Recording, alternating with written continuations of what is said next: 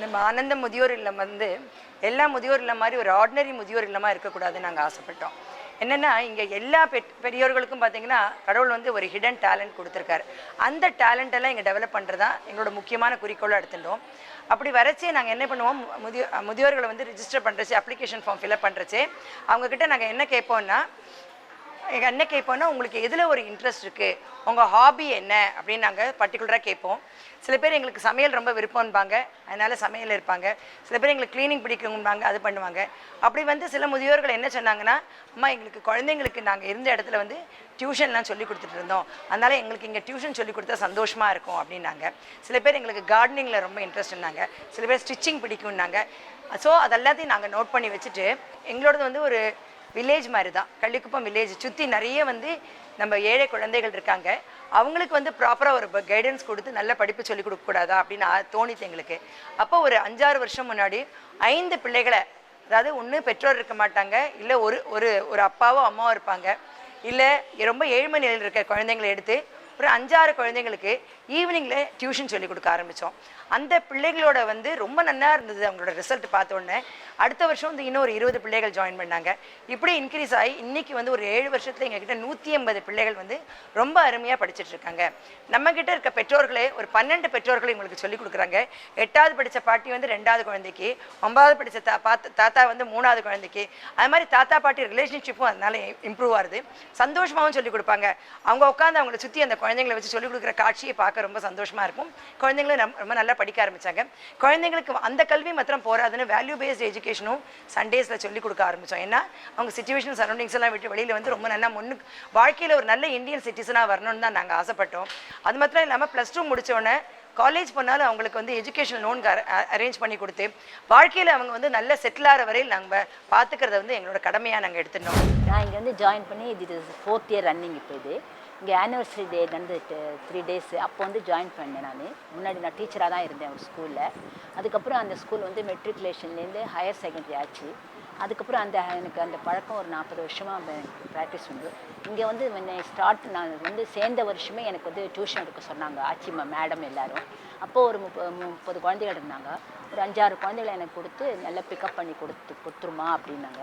வீட்டில் சில குழந்தைகளுக்கு சொல்லித்தரத்துக்கு இருக்காங்க, சில குழந்தைகள் நம்ம சொல்லிக் கொடுக்கறதே பிக்கப் பண்ணி படிச்சுக்கிறாங்க. அது ரொம்ப ரொம்ப சந்தோஷமாக இருக்குது. அந்த குழந்தைகள் மார்க் வாங்குறது பார்த்தா, பாட்டி நான் இந்த A கிரேட் வாங்கியிருக்கேன், பாட்டி AB வாங்கியிருக்கேன், A+எல்லாம் சொன்னோன்னே ரொம்ப சந்தோஷமாக இருக்குது எங்களுக்கு. ஸோ நம்மளாலேயும் ஒரு குழந்தைகள் டெவலப் ஆகும், பிற்காலம் அவங்களுக்கு நல்ல ஃப்யூச்சர் இருக்கலாம் அப்படின்ற ஒரு இது இருக்குது. அந்த அதுக்கப்புறம் இவங்களுக்கு வந்து டெய்லரிங் கற்றுக்கணும் நிறைய பேருக்கு ஆசைப்பட்டாங்க. அப்போ என்ன பண்ணோம், ஒரு டெய்லரிங் டீச்சரை வரவழைச்சு இங்கே இருக்கிற ஆனந்த முதியோரத்தில் இருக்கிற முதியோர்களுக்கு மட்டுமல்லாமல் எங்ககிட்ட படிக்கிற பிள்ளைங்களோட அம்மாக்கள், வீட்டில் இருக்கிற அம்மாக்களுக்கு சேர்த்து இங்கே வந்து இலவசமாக டெய்லரிங் சொல்லி கொடுத்து அவங்க ஒரு கோர்ஸ் முடிக்கிறச்சு அவங்களுக்கு ஒரு டெய்லரிங் மிஷின் வாங்கி கொடுத்து அவங்க வாழ்க்கையை அவங்க பார்த்துக்கிற மாதிரி நாங்கள் ஏற்பாடு பண்ணி கொடுத்தோம். இங்கே படிக்கிற பிள்ளைங்களுக்கு அதே மாதிரி computer classes, rain drops organisation வந்து நிறைய கம்ப்யூட்டர்ஸ் வாங்கி கொடுத்துருக்காங்க. கம்ப்யூட்டர் கிளாஸஸும் சொல்லி கொடுத்து அதுலேயும் அவங்க டெவலப் பண்ணிட்டு இருக்கோம். இந்த மாதிரி ஒவ்வொரு வகையிலையும் கார்டனிங் பார்த்தீங்கன்னா ரொம்ப அருமையாக ஒரு 10 பாட்டியெல்லாம் சேர்ந்து பண்ணுவாங்க. கைவேலை நிறைய நாங்கள் ஸ்வெட்டர் போடுவோம்மா, மணிமாலை கோப்போம்மான்பாங்க. அவங்க என்ன ஆசைப்படுறாங்களோ கண்டிப்பாக அதை நிறைவேற்றி வச்சுருவோம். இந்த குழந்தைங்களுக்கு உடம்பு முடியாமல் போச்சு, அவங்கள வந்து ஆஸ்பத்திரி கூட்டின்னு போகிறதெல்லாம் நம்ம தான் பண்ணிட்டு இருந்தோம். ஏன்னா அவங்க பெற்றோர்களால் முடியலை. அவங்களோட பெற்றோர்களோ தாத்தா பாட்டிக்கோ கேட்ராக்ட் ஆப்ரேஷன் பண்ணால் நம்ம கூட்டிகிட்டு போயிருந்தோம். அப்போ நினச்சோம், ஏன் நம்மளே ஒரு இலவச இலவச மருத்துவ மையம் ஆரம்பிக்கக்கூடாது அப்படின்னு தோணித்து 2015 மே மாதம் அருகாமையிலே ரொம்ப அருமையான ஒரு பில்டிங், 3000 சதுரடிக்கு ஒரு பில்டிங் கிடச்சிது. அதை வாங்கிட்டு அந்த பில்டிங்கில் வந்து ஆனந்தம் இலவச மருத்துவ மையம் நம்ம ஜூன் 12ஆம் தேதி 2015ஆம் ஆண்டு ஆரம்பிச்சிருக்கோம். இங்கே சுற்றி இருக்கிற 20 வில்லேஜஸ்க்கு அது வந்து ஹெல்ப் பண்ணிகிட்ருக்கு. 1.5 lakh பாப்புலேஷன் அங்கே வந்து இலவசமாக மருந்து, லேப் டெஸ்ட்டு, டாக்டர் கன்சல்டேஷன் எல்லாமே பண்ணிகிட்ருக்காங்க. காலையும் மாலையும் ஜெனரல் டாக்டர்ஸ் வராங்க. மீனாட்சி அம்மாள் டென்டல் காலேஜ் டென்டல் பண்ணி கொடுக்குறாங்க, கண் மருத்துவமனையிலேருந்து பண்ணி கொடுக்குறாங்க. இந்த மாதிரி எல்லா இதுவும் ரொம்ப அருமையாக போயிட்டுருக்கு. ஆனந்தத்தில் இருக்கிற ஒரு சிறப்பு என்னான்றதுன்னா, நாங்கள் வந்து க்ரீன் இனிஷியேட்டிவ் அப்படி சொல்லுவாங்க. இந்த சோலார், அப்புறம் வந்து வாட்டர் சேவிங் இதெல்லாம் நாங்கள் பண்ணிட்டுருக்கோம். இந்த இதில் வந்து டெரஸில் விடுற தண்ணி எல்லாத்தையும் ரெயின் வாட்டர் ஹார்வெஸ்டிங் எடுத்து கம்ப்ளீட்டாக ஒரு இடத்துல கொண்டு வந்து ஃபில்டர் பண்ணி எங்களோட வெல்லுக்கு கொண்டு வந்திருக்கோம். அந்த இதில் வந்து குவாலிட்டி ஆஃப் வாட்டர் ப்ளஸ் அந்த வாட்டர் டேபிள் ரெண்டும் ஒரு வருஷத்தில் நல்லாவே இம்ப்ரூவ் ஆகிருக்கு. மூணாவது இது வந்து இங்கே வந்து குளிக்கிற தண்ணி அப்புறம் வந்து துவைக்கிற தண்ணி எல்லாத்தையும் வந்து ஒரு சம்பில் கலெக்ட் பண்ணி அந்த இதில் வந்து எஸ்டிபின்னுவாங்க, சிவரேஜ் ட்ரீட்மெண்ட் பிளான்ட், அந்த மாதிரி பிளான்ட் போட்டு அதை சுத்தம் பண்ணி மாடியில் ஒரு தனி டேங்க் வச்சு அந்த டேங்கில் ரொப்பி ஒவ்வொரு பாத்ரூமுக்கும் இருக்கிற ஃப்ரெஷ் சிஸ்டன்ஸ் அண்ட் கார்டனிங்க்கு அதை யூஸ் பண்ணிட்டு வரோம். இந்த ஆனந்த முதியோர் இல்லம் ஆரம்பிக்கும் பொழுது எங்ககிட்ட ஆக்சுவலாக பணம் அவ்வளோதான் கிடையாது, பணமே கிடையாது, மனம் மாத்திரம் தான் இருந்தது. ஆனால் எப்படியாவது இது பண்ணோங்கிற எண்ணத்தை வந்து கடவுள்கிட்ட வச்சு ஆரம்பித்து நாங்கள் அத்தனை ட்ரஸ்டீஸும் லைக் மைண்டட் பீப்புளாக இருந்ததுனால அவங்களால என்ன முடியுமோ லோன் போட்டு தன்னால் இயன்ற இதெல்லாம் போட்டு இந்த இடத்தெல்லாம் கொஞ்சம் வாங்கி தெரிஞ்சவங்கள்ட்டெல்லாம் கொஞ்சம் லோன் வாங்கி இந்த இடத்தெல்லாம் வாங்கி பண்ணினோம். அதுக்கப்புறம் கிராஜுவலாக இந்த ஆனந்த முதியோர் இல்லத்தை நிறைய பேர் வந்து விசிட் பண்ண வந்தாங்க. அப்போ அவங்களோட பிறந்தநாள், மணநாள், பெரியவர்களோட நினைவு நாள் இப்படி ஒன்றுன்னா ஸ்பான்சர் பண்ண ஆரம்பித்தாங்க. பர்த்டே, வெட்டிங் இதெல்லாம் ஸ்பான்சர் பண்ண ஆரம்பித்தோன்னே கொஞ்சம் கொஞ்சமாக எங்களோட இது இம்ப்ரூவ் ஆச்சு. ஆனால் இனிஷியல் ஸ்டேஜில் இது ஒரு லெவல் கொண்டு வரதுக்கு நாங்கள் ரொம்பவே கஷ்டப்பட்டிருக்கோம். ராப்பகலாக இதுக்கு வேண்டி உழைச்சிருக்கோம். ஏன்னா அது ஒரு லெவல் கொண்டு வரணும். சில நாளைக்கு சப்பாட்டுக்கு என்ன பண்ணுறதுன்னு யோசிப்போம். நாங்கள் எங்கே எல்லாருமா சேர்ந்து பூல் பண்ணி பண்ணுவோம், இப்படிலாம் பண்ணிட்டு இருந்தோம். அப்புறம் நியூஸ் ஸ்ப்ரெட் ஆக வந்து பார்த்தாங்க. நாங்கள் வந்து எல்லாரையும் வந்து பாருங்கள் எங்கள் இல்லத்தை தான் சொல்லுவோம். வந்து பார்த்து எங்கள் பெற்றோர்கள் எவ்வளோ சந்தோஷமாக இருக்காங்க பாருங்கள், அப்போ தான் உங்களுக்கு தெரியும். சீயிங் இஸ் பிலீவிங்கிற மாதிரி வந்து பாருங்கம்மோ. வந்து பார்த்தாங்க. வந்து பார்த்தவங்க கண்டிப்பாக டொனேட் பண்ண ஆரம்பித்தாங்க. அப்படி பார்த்தா ஒவ்வொரு செங்கலும் ஒவ்வொரு நல்ல உள்ளம் கொண்ட ஒருத்தரால் கொடுக்கப்பட்ட நன்கொடையில் வளர்ந்தது தான் இந்த ஆனந்த முதியோர் இல்லமும். அத்தனை நல்ல எண்ணங்களோட நன்கொடையில் வளர்ந்தது தான் இந்த ஆனந்த முதியோர் இல்லம். இன்றைக்கி இப்படி நிற்கிறதுக்கு காரணமே அத்தனை நன்கொடையாளர்கள் தான். ஸோ இப்படி பண்ணினா தான் இவ்வளோ தூரம் நம்மளால் பண்ண முடியும். ஸோ இன்னும் நிறைய நம்ம ஒவ்வொன்றும் பண்ணுறச்சே வெளியிலேருந்து யாராலெல்லாம் உதவி பண்ண முடியுமோ பண்ண ஆரம்பித்தாங்கன்னா சொசைட்டிக்கு இன்னும் நல்ல காரியம் நிறைய நம்மளால் நிச்சயமாக பண்ண முடியும். எனக்கு இந்த சின்ன வயசுலேருந்தே முதியோர்களுக்கு வந்து ஏதாவது ஒரு விதத்தில் உதவணும் அப்படின்னு நம்மளோட பிற்காலத்துலையாவது ஏதாவது ஒன்று உதவணும்னு எப்போவுமே ரொம்ப ஒரு ஆசை உண்டு எனக்கு. அப்படி இருக்கிறச்சே இந்த அளவுக்கு ஒரு 100 முதியோர்கள் கடைசி காலத்தில் இவ்வளோ சந்தோஷமாக ஹாப்பியாக தன்னோட பழைய கடந்த கால கவலைகளெல்லாம் மறந்து இவ்வளோ சந்தோஷமாக இருக்கிறதுக்கு வழிவிட்ட இறைவனுக்கு முதல்ல நான் நிச்சயமாக நன்றி சொல்லிக்கணும்.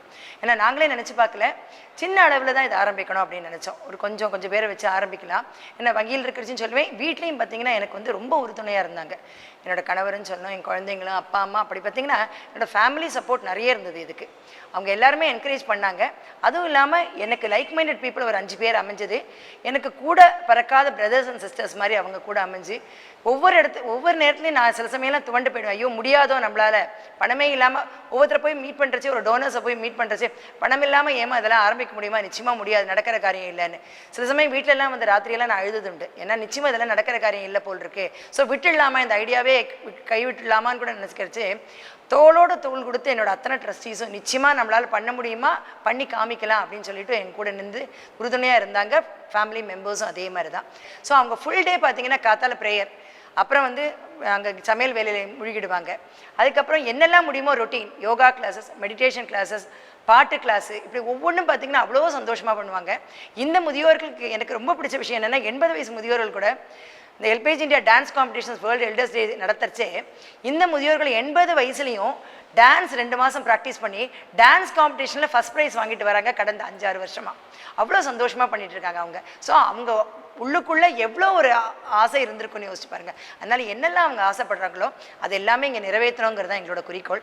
அது மட்டும் இல்லாமல் இதுகள் கிட்டத்தட்ட எங்ககிட்ட ஒரு 13 ஆண்டுகளில் ஒரு 40-45 முதியோர்கள் எங்களை விட்டு பிரிஞ்சு போயிருப்பாங்க. அவங்க அத்தனை பேர் கண்களையும் தானமாக கொடுத்துருக்கோம். ஸோ அதனால் சில குழந்தைகள் இன்றைக்கும் பார்த்துட்டு இருக்காங்கன்னு எண்ணி பார்க்கும்போதே நமக்கு ரொம்ப சந்தோஷமாக இருக்குது. நாங்கள் வந்து கிச்சன், அதாவது சகலமும் சமையல் அது இது எல்லாம் பார்த்துட்டு இருந்தோம். இப்போ வந்து எல்லாருமா பார்க்குறோம். இப்போ ஒருத்தரா 2 பேராக பார்க்கறதில்ல, இப்போ எல்லாருமா இப்போ நிறையா பேர் சேர்ந்து நிறையா பேர் எல்லாரும் செய்கிறாங்க. இப்போ எல்லாருமா நாங்கள் பார்த்துட்டு இருக்கோம். இப்போ இங்கே ஆனந்தாங்கிற பொறுத்த வரைக்கும் பார்த்தா இங்கே ட்ரஸ்டீஸு, இன்வைட்ஸு அப்படின்ற பாகுபாடே அவட்ட கிடையாது. அவளுக்கு என்னடானா நம்ம வந்து சேர்த்துருக்கோம், நம்ம வச்சுட்டுருக்கோம், நம்ம அப்பா அம்மா எப்படியோ அதே மாதிரி இவாளும் நமக்கு அப்படின்னு தான் இவள் பார்த்துட்டு இருக்கா.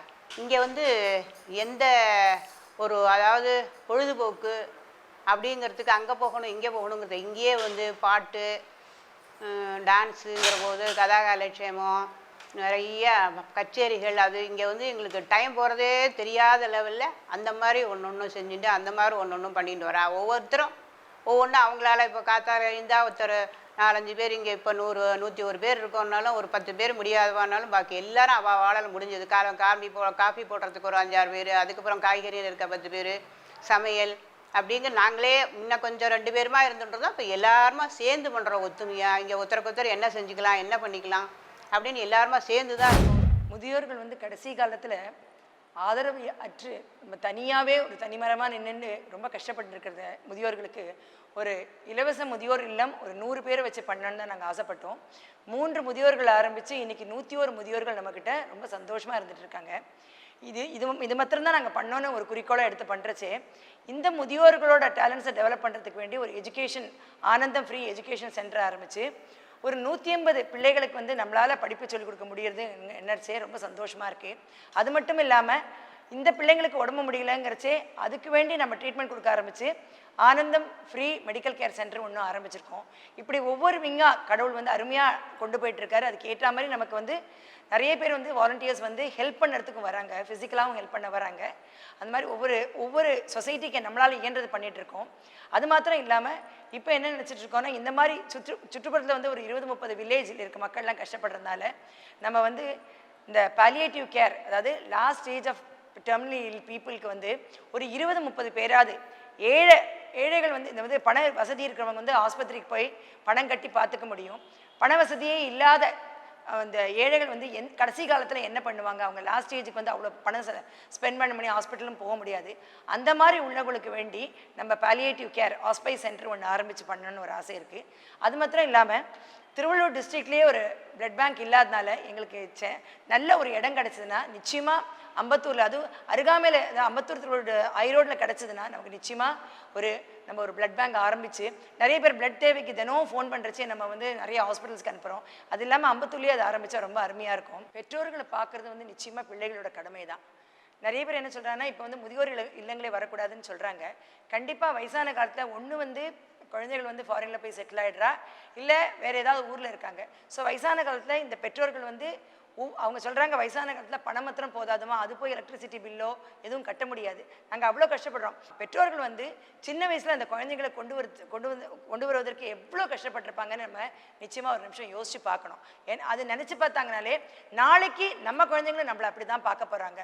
அதனால் இவங்க இன்னைக்கு பெற்றோர்களை வந்து அவ்வளோ சந்தோஷமாக எல்லாருக்கும் நான் சொல்லி சின்ன வேண்டுகோள் என்னென்னா, பெற்றோர்களானாலும் சரி, தாத்தா பாட்டியானாலும் சரி, அவங்கள இன்முகத்தோட சந்தோஷத்தோட நிச்சயமாக நம்ம கடமையாக அருமையாக பண்ணணும். அப்போ அந்த பிளெஸ்ஸிங்ஸ் தான் அவங்களுக்கு பெரிய விஷயம். ஸோ எல்லாருக்கும் அது ஒரு முக்கியமான கடமையாக அவங்க எடுத்துக்கணும். இங்கே ஆனந்தத்தில் இருக்க அத்தனை ட்ரஸ்டீஸும் கமிட்டி மெம்பர்ஸும் எல்லாருமே வந்து எங்களால் இயன்ற வரையில் கடைசி மூச்சு இருக்கிற வரையில் சொசைட்டிக்கு வேண்டி எங்களால் என்னெல்லாம் பண்ண முடியுமோ பண்ணிகிட்டே தான் இருப்போம். கண்டிப்பாக இதுக்கு இறைவனும் உறுதுணையாக இருப்பார்.